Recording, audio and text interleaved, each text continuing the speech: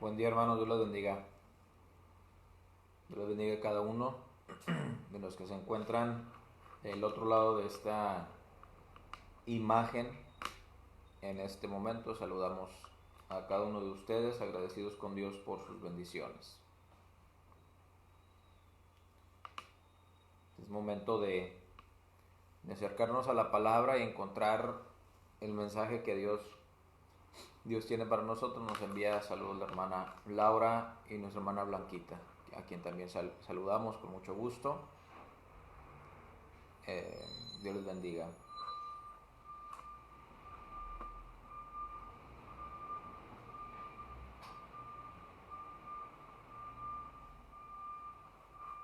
Hola hermana Hilda, muy bien, gracias a Dios. Espero que también usted esté bien, junto con su familia. Hola Elcita, Dios te bendiga. Saludos a ti y a tu papá, tu hermano José Luis.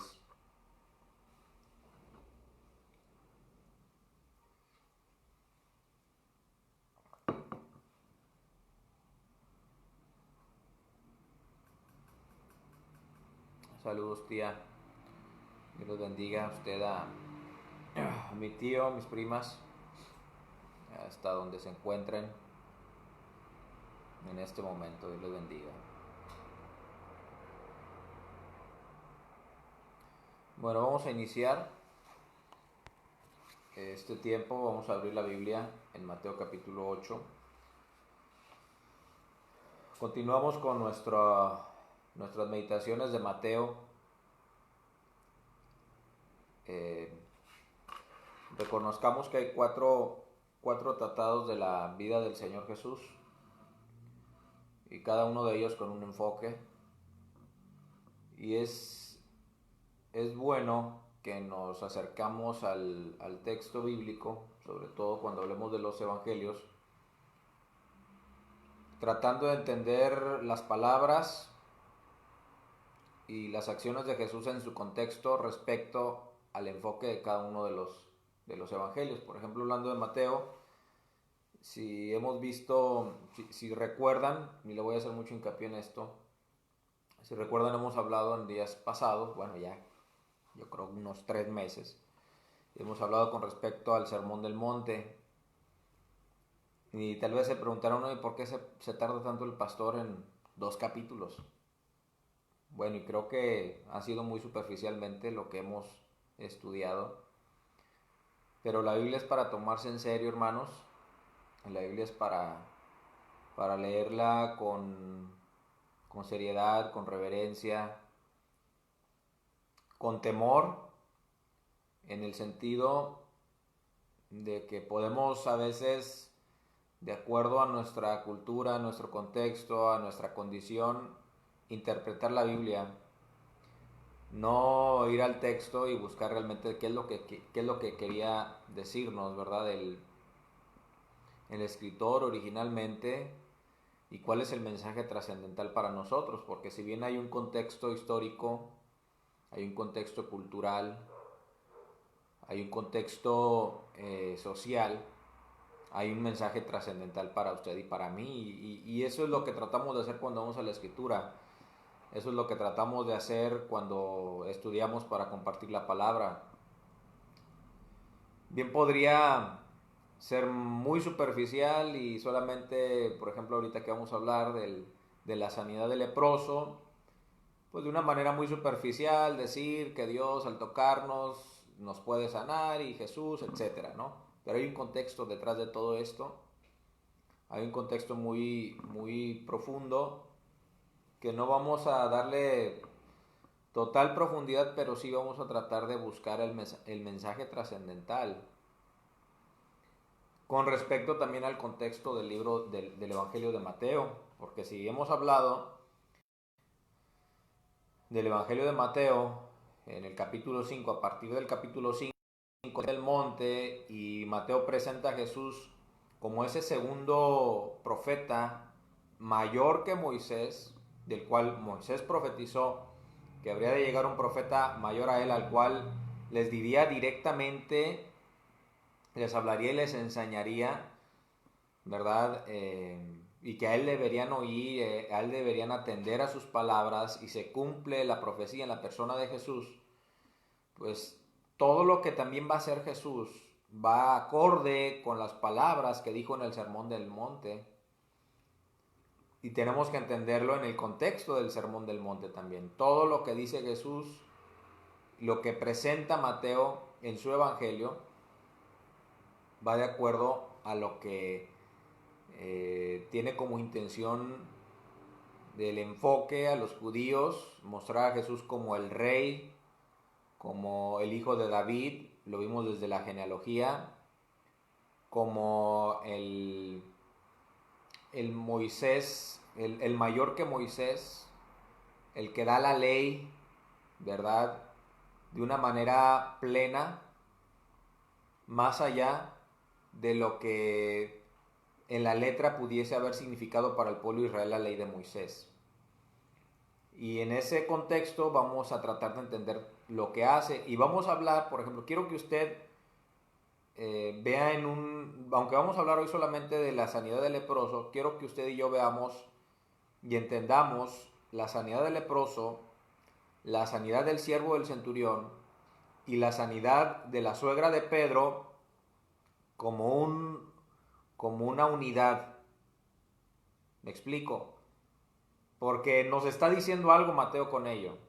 No solamente es, no solo es el hecho de que Jesús sanó a un leproso, Jesús sanó al siervo de un centurión y Jesús sanó a la suegra de Pedro. Hay un mensaje trascendental ahí. Hay un mensaje en esos tres relatos que revelan una unidad.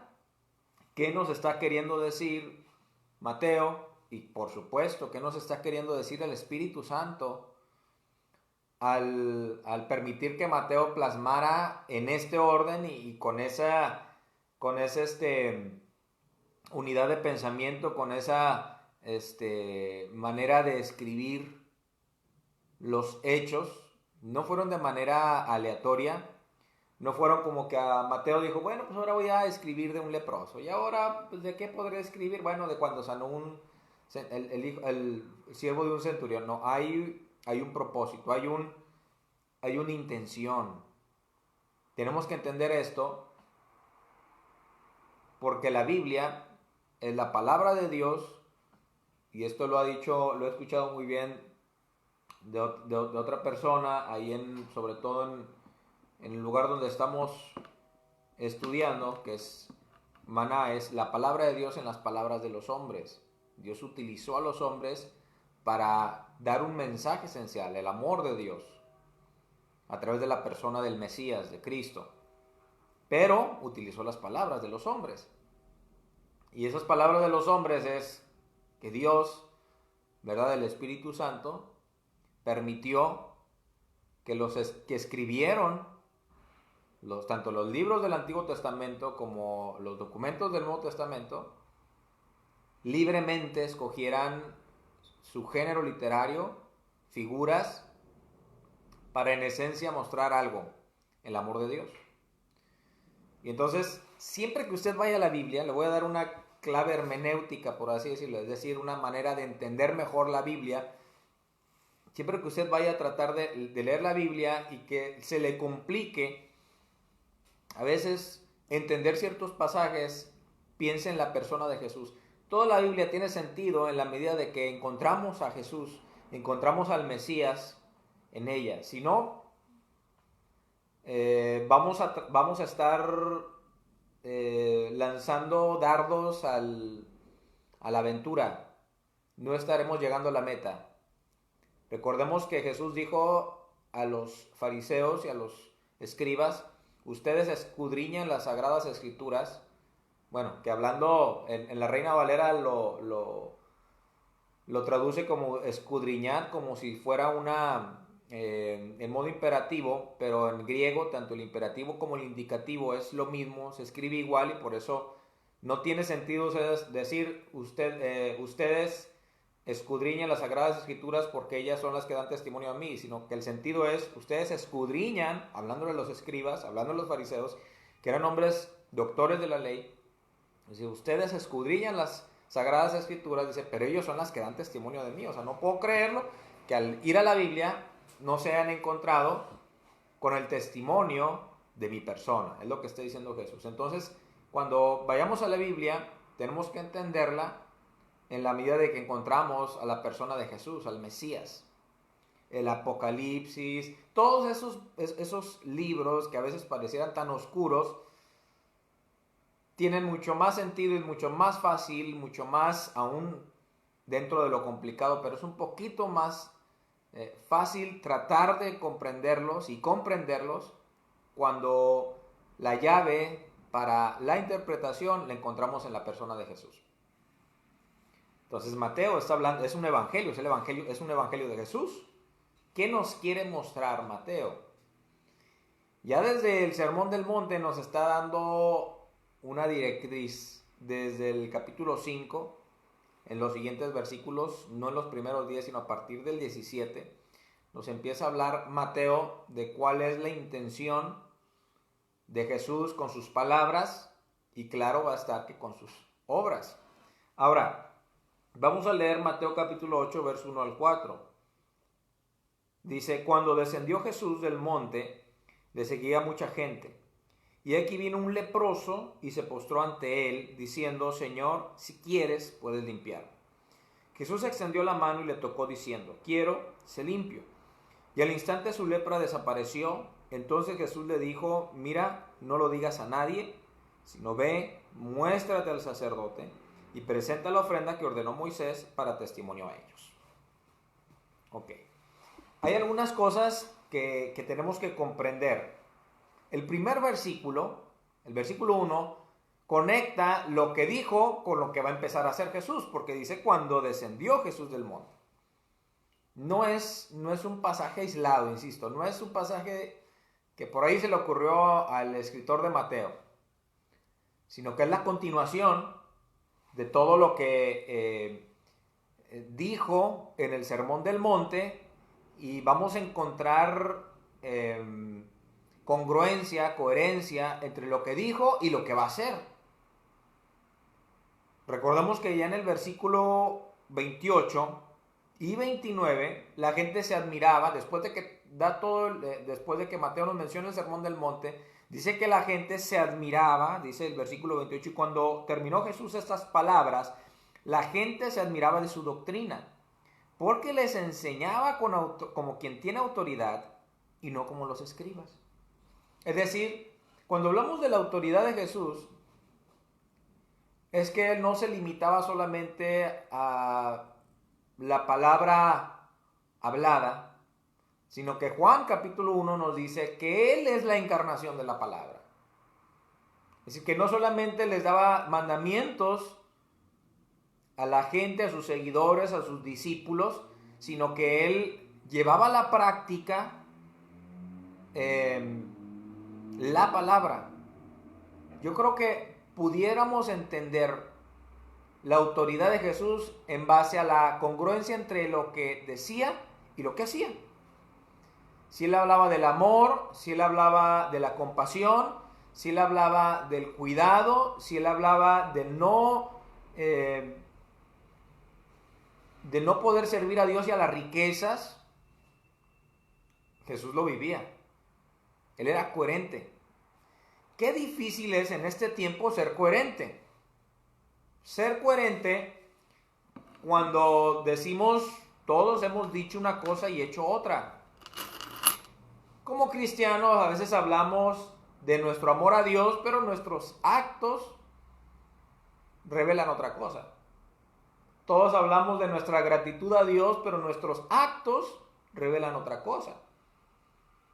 Si habláramos tal vez de maneras de darle gracias a Dios, todos estaríamos diciendo que a través de un canto, que a través de un salmo, de un versículo bíblico, de dar gratitudes aquí en el lugar donde nos reunimos, pero pocos, ¿verdad?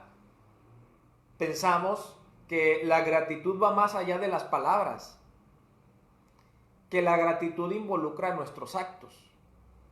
Todos podemos hablar también de la importancia de la compasión, pero cuán difícil es tener o ser coherentes entre lo que entendemos y puede ser muy, muy correcto, muy ortodoxa la manera de pensar de lo que significa la compasión, pero a la hora de llevarlo a la práctica perdemos coherencia, somos incongruentes.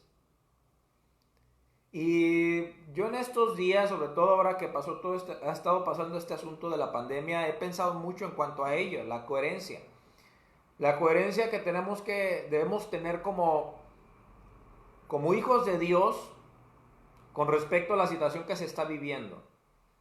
Como hijos de Dios, fíjese lo incoherentes que a veces somos. Como hijos de Dios a veces nos escandaliza las marchas en contra del aborto, que está mal.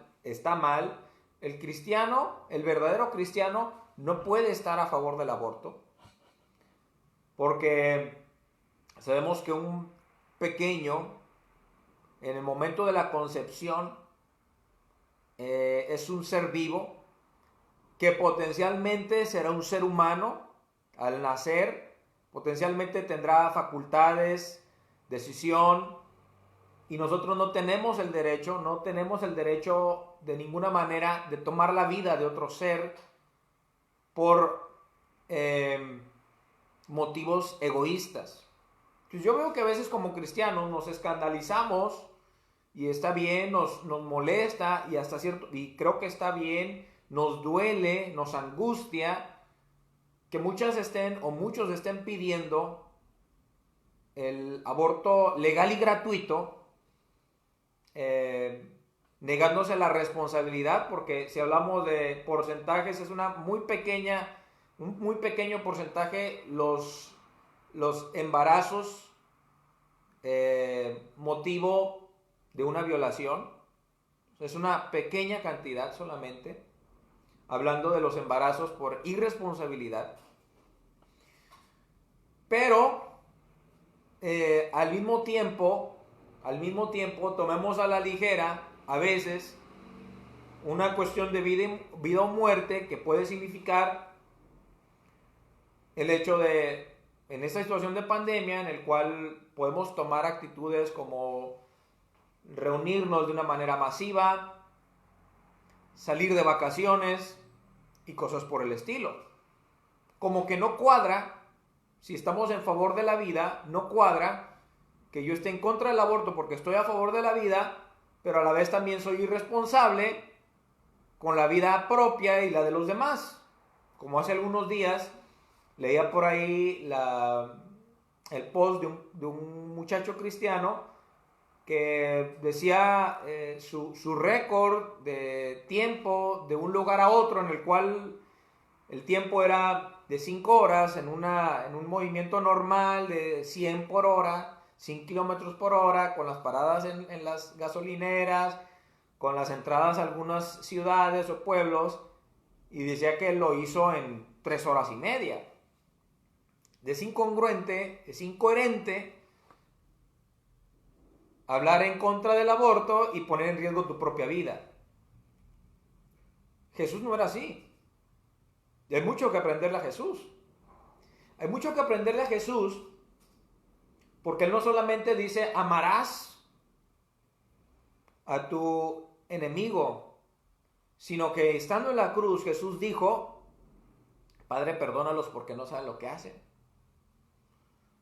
Jesús no solamente dijo: si alguien te hiere en la mejilla derecha, pon también la otra, sino que dice que cuando lo escupían, lo lastimaban, Él no abría su boca, enmudeció. Qué difícil es a veces como cristianos ser coherentes. Ser coherentes, porque ahora vamos a hablar, por ejemplo, de la compasión, y está relacionado lo que dijo en el Sermón del Monte con lo que hace con este hombre leproso. Porque Jesús habla en el capítulo 5, versículo 17, dice: no piensen que he venido a abrogar la ley y los profetas. No he venido a abrogarla, sino he venido a cumplirla. Y les hablé en su momento de la palabra cumplir. En griego es plerosai, que es darle plenitud. Es decir, no quedarse en el hecho de la letra nada más. Porque muchos decían ojo por ojo, diente por diente. Es decir, bueno, tengo derecho. Sino que dice, ama a tu prójimo como a ti mismo. Jesús enseña a amar al prójimo como uno mismo. Jesús enseña a tener compasión de aquel que se encuentra lejos de lo que muchos podríamos entender como la gracia de Dios, el amor de Dios. Y hablando de los leprosos, este grupo de personas o estas personas que vivían esta enfermedad infecciosa de la piel, vivían una situación tan terrible, física y socialmente, que Jesús muestra compasión de una manera coherente con lo que ha dicho en el Sermón del Monte. Mire, dice, voy a leer algunas características o por qué era considerada la lepra en la antigüedad como una enfermedad terrible, tanto en lo físico como en lo social. Por ejemplo, mire, en el contexto del Antiguo Testamento, el Levítico capítulo 3, ahorita no lo vamos a leer porque son muchos versículos, son cerca de 50, 60 versículos lo que encontramos ahí en Levítico 13. Hay varias maneras en las cuales, tipos de lepra que menciona ahí Moisés, que tenían que identificar, ¿verdad?, de la persona cuando hubiera cierta erupción en la piel. Por ejemplo, que cuando empezara la erupción tenían que ir con el sacerdote, si era en el brazo, por ejemplo, era en la mano, mostrarle al sacerdote, el sacerdote lo llevaría, lo mandaría cierto tiempo a confinamiento. Al término de cierto tiempo de confinamiento tendría que regresar y entonces el sacerdote ver nuevamente el desarrollo de esa llaga, de ese problema en la piel y tomar la decisión de decir, bueno, ya está sano, solamente fue momentáneo, fue de un tiempo, o progresó la enfermedad y esto es lepra. Y lo habla en cuanto a la piel, de las manos, de los pies, se habla en cuanto también en la cabeza o en la barba, y son cerca de 50, 60 versículos que hablan acerca de ello.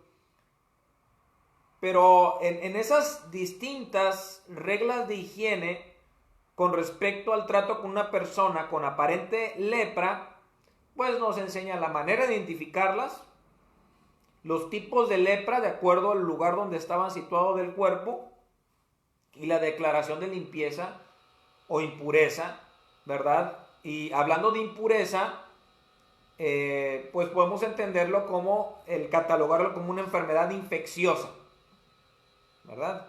Porque muchos le dan la connotación de impureza espiritual, ¿no? Es una impureza física que puede propagarse y por lo tanto se toman ciertas recomendaciones y precauciones para que esta enfermedad no se propagara. Ahora, en el mundo antiguo, hermanos, la lepra era de las más terribles enfermedades. Por ejemplo, físicamente, voy a darle algunas cosas que encontré que me son importantes comunicarle con respecto a la lepra. Eran úlceras, que supuraban en la piel. Si hablamos de supuración, es que empezaba a emitir algo de pus, ¿verdad? Había ya una erupción. Eran úlceras que supuraban. Algo que me llama la atención es que la lepra de los tiempos antiguos se les caían los párpados. Entonces imagínense una persona sin párpados. Una persona que no podía tener lubricación en su vista. Cerrar y abrir los ojos permite una perfecta lubricación y limpieza en los ojos. No tenía párpados. Entonces, el aspecto de una persona sin párpados, pues es terrible. Es terrible, hablando en un sentido físico y de verlo, es horroroso. Las cuerdas vocales La lepra llegaba hasta las cuerdas vocales, de tal manera que quedaban también ulceradas. Por consecuencia, pues venía la voz áspera, ¿no? En una voz áspera. Y una respiración así un tanto silbante.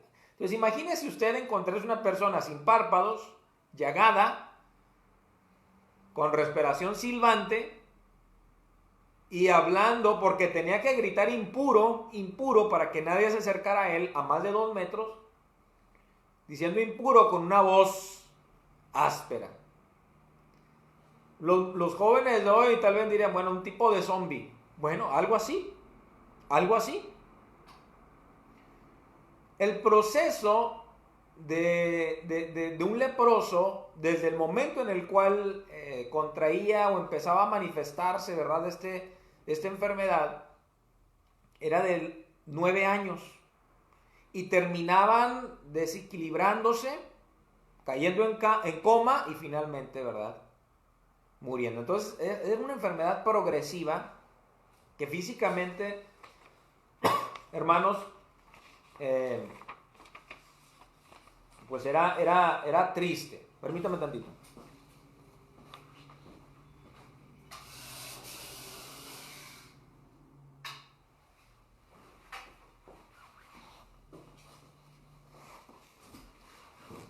Era muy triste. Físicamente era un camino a la muerte, seguro. Hubo un historiador de los tiempos del primer siglo de nuestra era, después de Cristo, que se llamó Flavio Josefo. Y Flavio Josefo decía que se trataba a los leprosos literalmente como si fueran personas muertas. Por eso les decía yo a los jóvenes que imaginarse una persona leprosa, ver una persona leprosa era lo más cercano a lo que hoy vemos en las películas, como esas películas de trama de zombies, ¿no? La voz, la respiración. Claro que tenían problemas en las articulaciones, en los pies, en las manos. Algunos mencionan que en algunos casos había otro tipo de lepra en el cual el proceso duraba 30 años y las manos empezaban, como las articulaciones empezaban a ulcerarse también, a tener problemas. Se hacían las manos como garras. Era como un trapo humano, por así decirlo. Entonces imagínense, Flavio Josefo por eso decía que los leprosos eran tratados en efecto, ¿verdad?, como personas muertas. ¿Por qué? Porque, bueno, eran impuras. Sabemos que, según la ley de Moisés, nadie de la congregación de la ley de Moisés tenía permitido tocar un muerto. Entonces también hablar de un leproso era una persona que potencialmente podía infectarnos. Y entonces, bueno, nadie se atrevía a tocarlo o acercarse a él a más de 2 metros. Hay varios pasajes en la Biblia con respecto a los leprosos. Uno que me llama la atención es cuando María, ¿verdad?, y Coré se rebelaron contra Moisés y María, ¿verdad?, quedó leprosa a causa de la rebelión.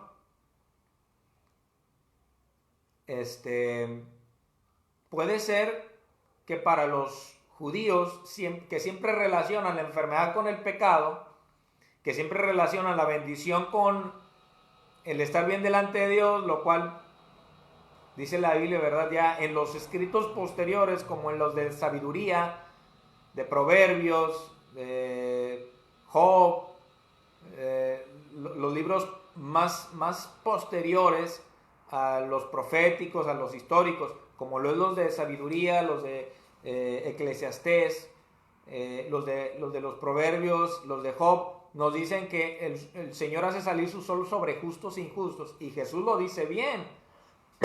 Jesús dice que seamos perfectos perdonando a los que nos ofenden. Dice perdonen a los que los ofenden para que sean perfectos como vuestro Padre que está en los cielos es perfecto, que hace salir su sol sobre justos e injustos. O sea, Dios no tiene hijos preferidos en ese sentido. En ningún sentido Dios tiene hijos preferidos ni consentidos de ningún tipo. Entonces, cuando vemos en la Escritura que hay leprosos, siempre se relaciona con el pecado. Otro pasaje que nos debe llamar la atención también es el de Segunda de Reyes, de Naamán y Eliseo, ¿recuerdan? Naamán, que era un hombre poderoso, Dios le había dado libertad, a través de él al pueblo al que pertenecía. Dice, pero tiene una característica, dice, pero era leproso. Y llega a oídos de Naamán que había un profeta llamado Eliseo, y va a Eliseo ni siquiera sale, claro, por prescripciones de la ley, nada más manda a decirle, ve y lávate 7 veces al Jordán.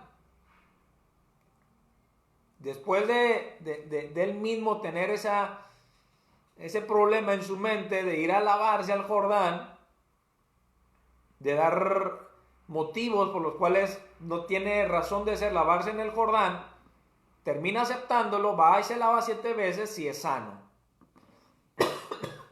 Entonces, ese es otro pasaje. El otro pasaje, hay un momento en el cual el pueblo de Israel es sitiado, ¿verdad? Y Dios manda liberación, y unos leprosos son los que se dan cuenta de la liberación y comen, están comiendo todo lo del botín del pueblo que había sitiado a Jerusalén.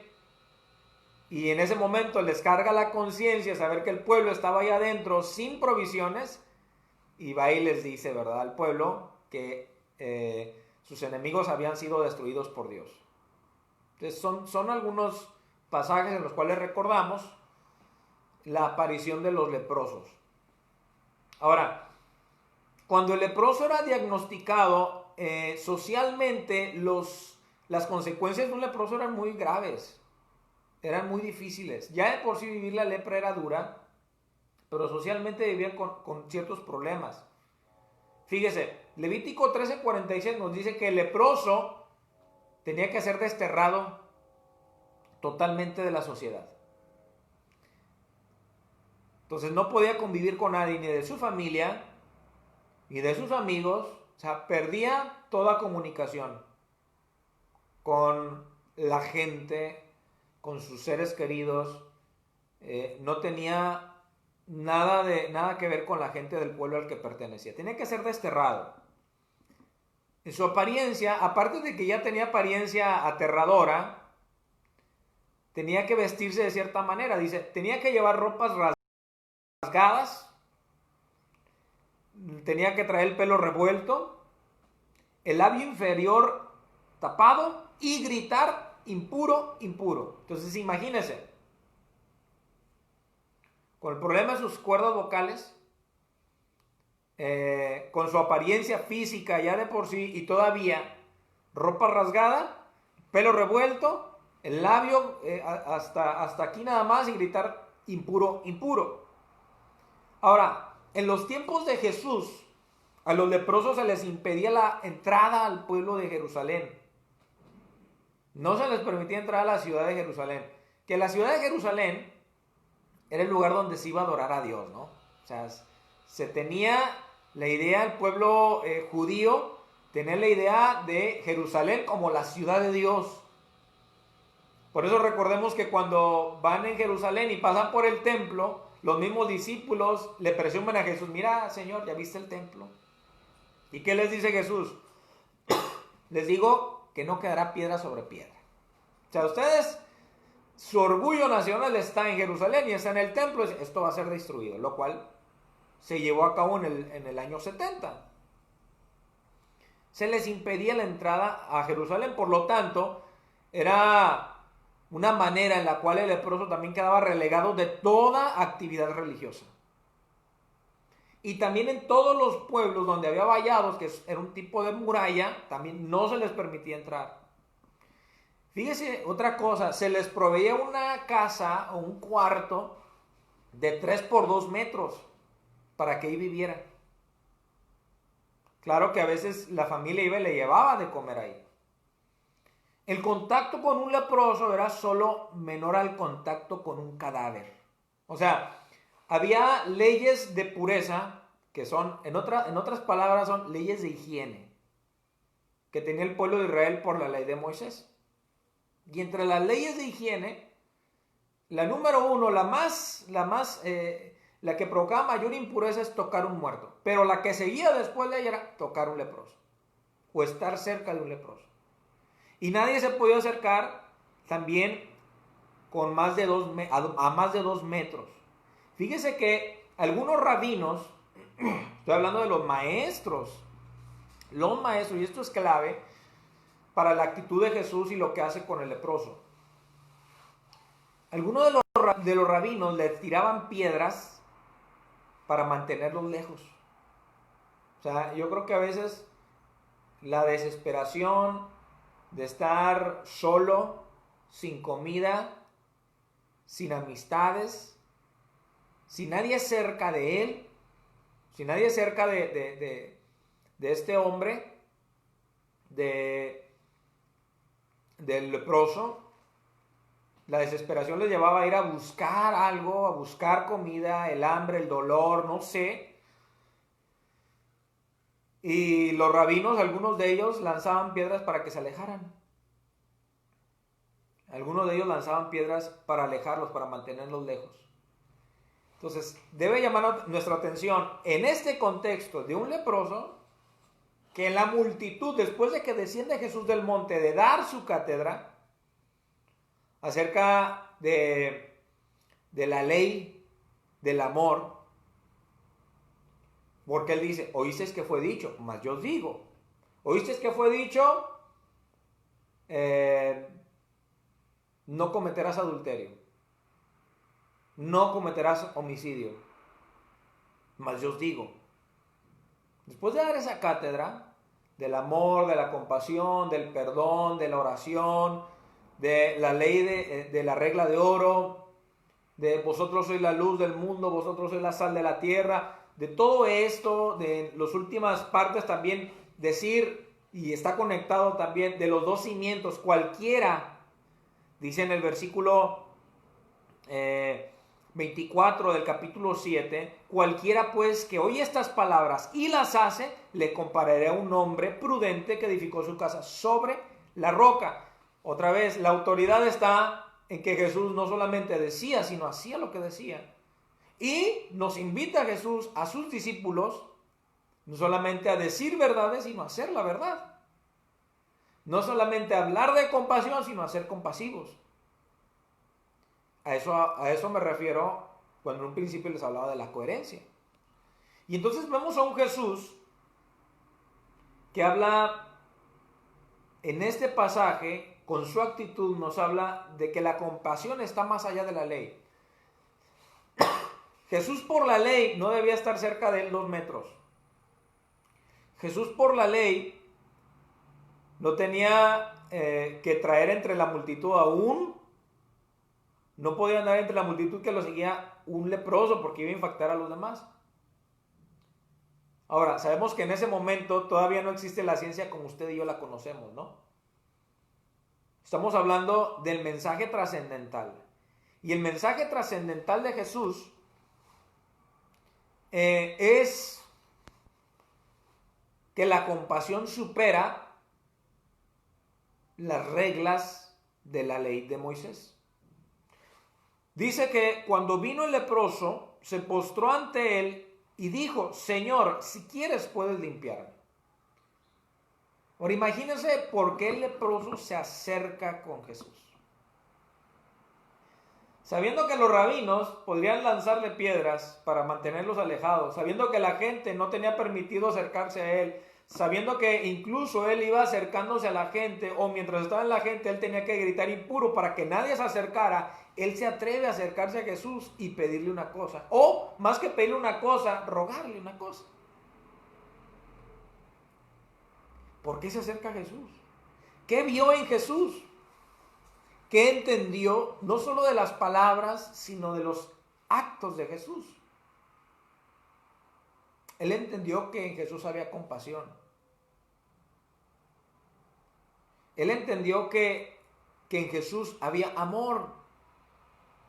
Y por lo tanto no va tratando de convencer a Jesús de nada. No trata de convencerlo de nada. No trata de obligarlo a Jesús a que haga nada. Solamente dice, si quieres, puedes limpiarme.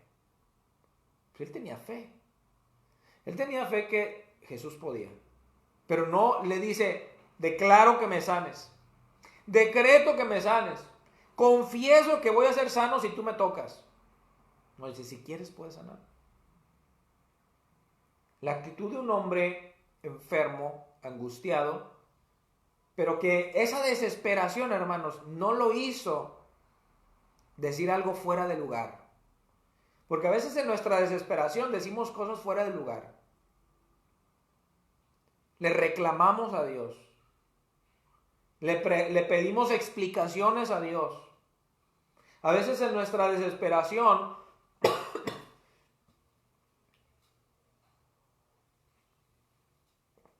lo que hacemos es molestarnos con Dios y tener una actitud altanera con Dios. Yo he visto a veces cómo algunos predicadores tienen actitud altanera delante de Dios. Irreverente delante de Dios. Porque no, el Señor tiene que hacerlo. Porque soy un hijo del rey. Yo escuchaba, por ejemplo, a Guillermo Maldonado, apóstol Guillermo Maldonado, su esposa, ¿verdad? No recuerdo el nombre de ella, pero decía que un día le dijo a Dios, ¿verdad? Que se le perdieron sus joyas, estaba muy preocupada por sus joyas que se le perdieron, y entonces puso a los ángeles a buscar las joyas, porque ella encontró en la Biblia que los ángeles son servidores nuestros. Y luego ya encontró por ahí porque los ángeles le ayudaron a encontrarlo. Así es que ella a la otra cuando le pasa algo, los ángeles tienen que ayudarle a buscar sus joyas. Y a veces algunos cristianos tienen una actitud tan altanera también a Dios. No nos acercamos reverentemente. Y la actitud correcta es acercarse con reverencia delante de Dios. Con confianza, pero con reverencia.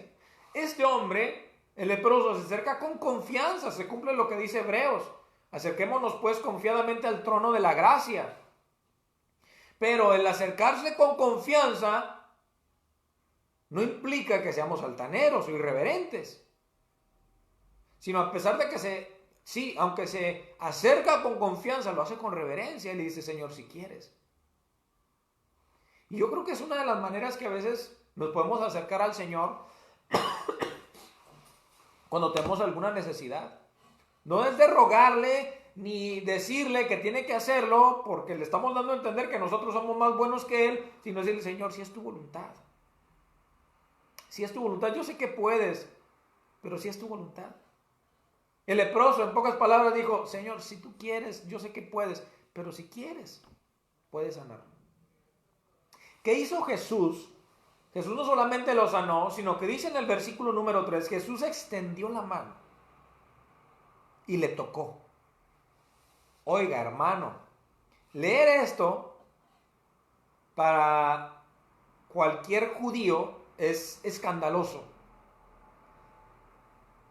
De acuerdo a la ley, nadie podía tocar, nadie debería tocar a un leproso, pero Jesús lo toca.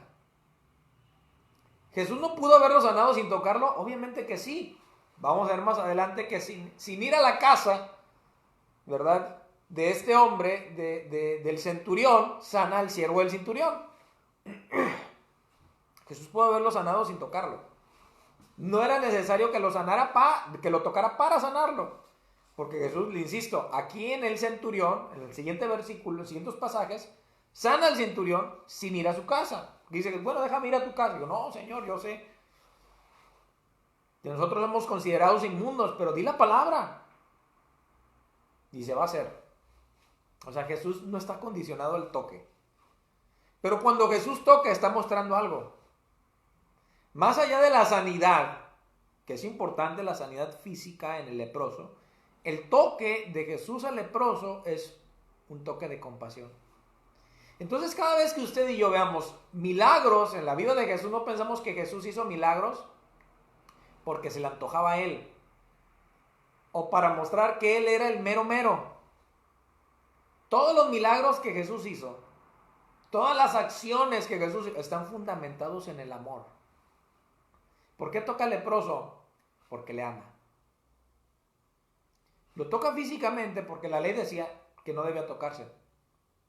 Pero además de sanarlo, lo que está diciéndole a él, a este hombre, a este leproso, al tocarlo físicamente, lo que está haciéndole es, te amo.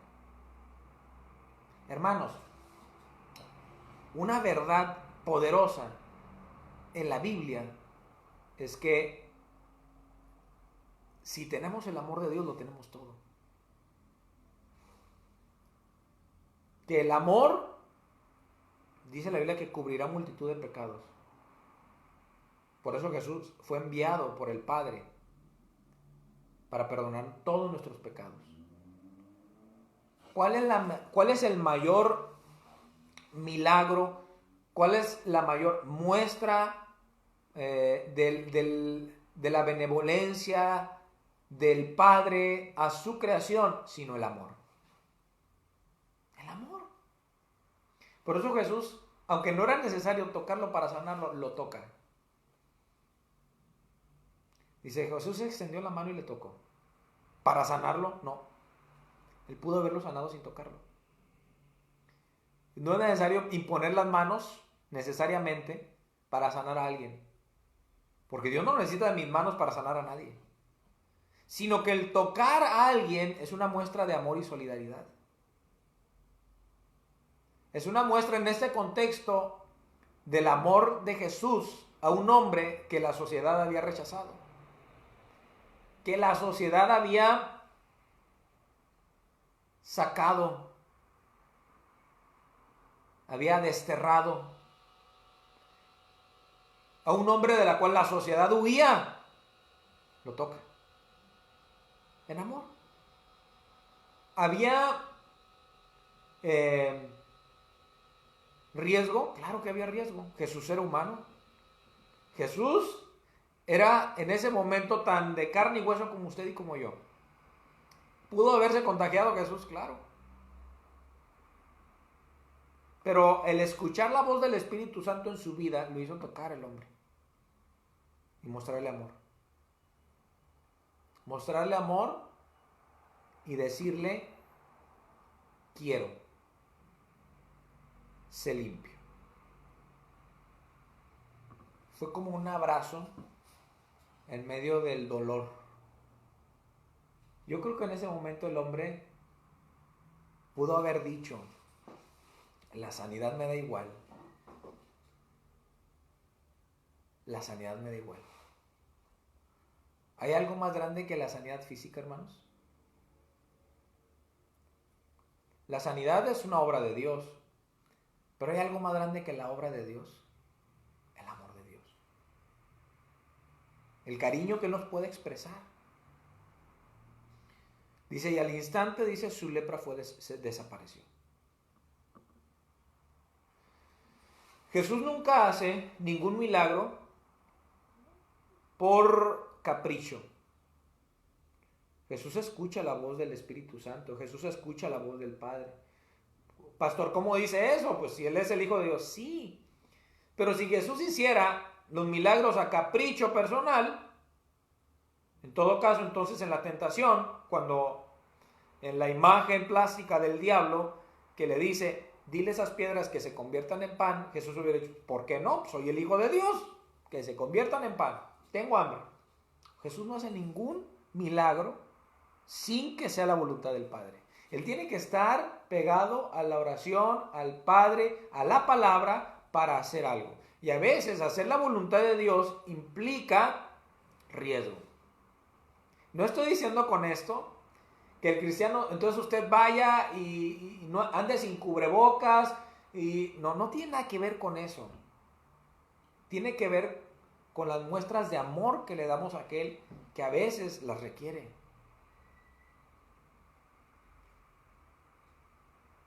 Y a veces va a haber riesgo. A veces el Señor va a decir, ¿sabes qué? No. Y a veces el Señor va a decir, ¿sabes qué? Ve, hay riesgo, pero ve. Hay riesgo, pero ve. Necesito que vayas y que lo hagas. ¿Por qué? Porque hay momentos en los cuales es mostrar el amor de Dios. Hace algunas semanas, aunque había riesgo, tuve que tomar la decisión de ir a un lugar a dar un mensaje de amor. Porque era necesario. Era necesario. Y había riesgo. Tuve que hacerlo. ¿Por qué? Porque cuando estamos en comunión con Dios, el Señor nos muestra a quién debemos y cómo debemos mostrarle en un momento específico, en una situación específica, el amor de Dios. Y en ese momento Jesús, al tocar al leproso, le mostró el amor de Dios. Ahora, pero eso no impidió que Jesús dijo, bueno, ahora sí ya, vete, regresa a tu casa y haz lo que te dé la gana. No rompió las reglas de higiene Jesús. Jesús le dice, mira, no le digas a nadie, porque se va a hacer un problema aquí, yo te toqué. Jesús, lo voy a poner en estas palabras. Jesús le dijo, ¿sabes qué? Pero no le digas a nadie que te toqué. Ya estás limpio. Pero ahora, ¿sabes qué? Ve al sacerdote, presenta la ofrenda que ordenó Moisés para testimonio de ellos. ¿Cómo? Jesús, claro. El hombre tenía que ser declarado limpio. El hombre tenía que ser declarado sano para volver a la comunión con su familia, para volver a la comunión con su gente. Y eso fue lo que le ordenó Jesús. Entonces no hay una mezcla, sino que hay una manera en la cual tenemos que entender en dónde entra la ciencia y dónde entra la fe. En dónde entran las normas de higiene que es necesario que llevemos a cabo. Y en dónde entra, ¿verdad?, el aspecto del amor de Dios. Jesús mostró el amor de Dios a un hombre al tocarle, al mostrarle el cariño, la bondad de Dios, la compasión de Dios, a pesar de la ley. Pero después de que este hombre fue sano, le dice, ve y de acuerdo a la ley, preséntate al sacerdote hasta que seas declarado sano. ¿Por qué? ¿Por qué Jesús actúa así?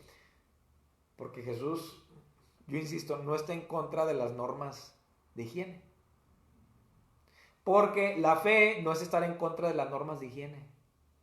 Yo he escuchado tristemente a tantos pastores hoy que dicen, o cristianos que dicen, yo puedo tener reuniones sin cubrebocas porque nosotros tenemos fe. Y aquí, bueno, Jesús, no tienes fe, pues si ya fue sano. ¿Por qué le ordenas al hombre leproso que vaya y se presente al sacerdote para que lo declare sano? ¿No tienes fe? ¿Te falta fe? Pues no. No. ¿Por qué Jesús hace eso? Porque, hermanos, tenemos que seguir las ordenanzas de higiene. Tenemos que seguirlas. Y aunque muchos muy espirituales digan por ahí, no, es que si no se reúnen, no tienen fe. Dios no nos ha dicho otra cosa. Y las normas de higiene nos dicen una cosa. ¿Y cuáles son las normas de higiene? Ahorita estamos en semáforo rojo en Coahuila. En su mayoría, nuestros hermanos de la iglesia, los miembros de nuestra iglesia, son mayores de 60 años. Algunos tienen niños pequeños, no van a poder asistir. Pero sí pueden reunirse a través de la transmisión. ¿Qué tenemos que hacer? Seguir las normas de higiene. Jesús invitó al leproso a seguir las normas de higiene. Preséntate al sacerdote, da la ofrenda que ordenó Moisés para testimonio de ellos. Jesús no está en contra de las normas de higiene. Y eso tampoco significa que a Jesús le faltó fe. Al contrario, Jesús nos invita. Jesús está cumpliendo y está siendo coherente con el 5:17. No penséis que he venido a abrogar la ley y los profetas. He venido a cumplirla. Jesús cumplió la ley. Pero cuando llegó el momento de mostrar el amor de Dios a la gente, a pesar de la ley, tomó la decisión de mostrar el amor de Dios. Pero cuando era momento de aplicar las normas de higiene y la ley de Dios, cumplió la ley de Dios. Y cumplió no solamente la ley de Dios, sino la ley del César. Recordemos que dio impuesto al César. Recordemos que llevó, ¿verdad?,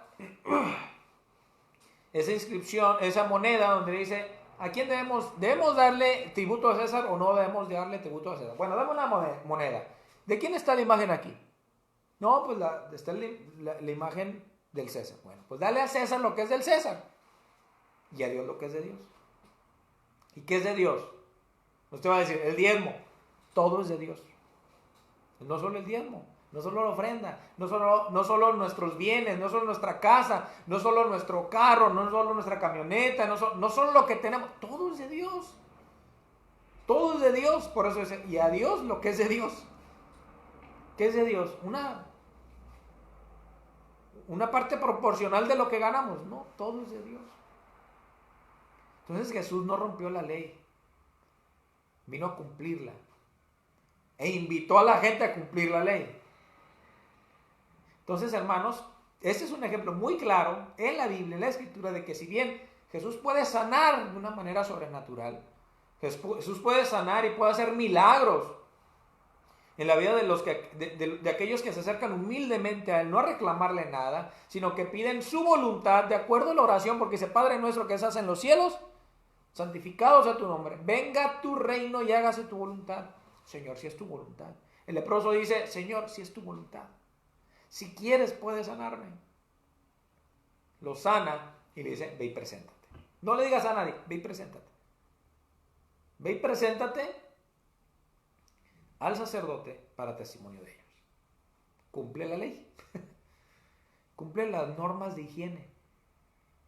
Hermanos, si la fe, si traer o no traer cubrebocas, si reunirse o no reunirse de una manera masiva dependiera de la fe, entonces todo lo demás también. Yo también podría decir, no me lavo la boca porque tengo fe. Y los que se lavan la boca, los que se lavan los dientes 2, 3 veces al día, o después de comer, los que se lavan las manos antes de comer, pues no tienen fe. No tienen fe. Hermanos, no es así. No es así. Hay que seguir las normas de higiene. Hay que seguir las recomendaciones que nos da, porque siguió Jesús las normas de higiene, o no las siguió. Y cuando no lo hizo al tocar al hombre, fue por amor y compasión. No porque dijera, aquí yo soy, no, por amor y compasión.